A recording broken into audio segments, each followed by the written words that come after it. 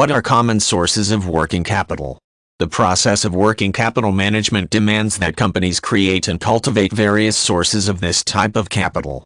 Doing so helps to ensure that the day-to-day operations of the business can continue without any disruption that would threaten the task of producing goods or services for sale.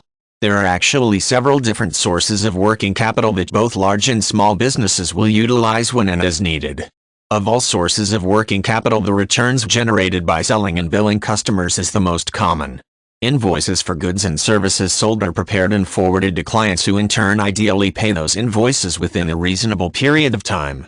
This continuous cash flow provides the means for the business to continue producing its line of products, making it possible to meet consumer demands on an ongoing basis. At times, other sources of working capital will be necessary to augment the generation of revenue through sales. One approach is to use what is known as a sales and leaseback strategy. Here, an asset that is not considered essential to the basic operation of the business is sold to a third party, typically for cash. At the same time, the terms of the agreement allow the company to lease that asset from the new owner, making it possible to continue using that asset for some purpose.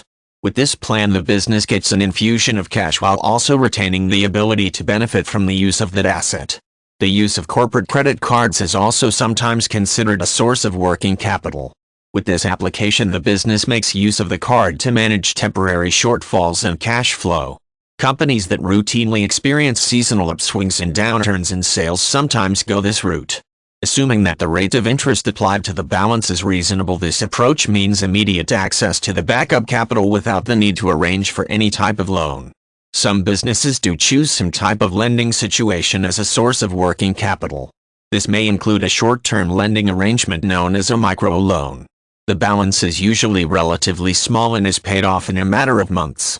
A business may also choose to go with a working capital line of credit, a move that provides many of the benefits of using a corporate credit card as a source of capital, but sometimes carries a lower rate of interest and more liberal repayment terms. For businesses that need immediate return on their invoices, factoring is often a good option. With this source of working capital, a lender that is usually identified as a funding or factoring company advances the business a percentage of the face value of the invoices issued for a specific billing period. Often that initial advance is in the range of 80%. Customers remit invoice payments directly to the factoring company rather than the business.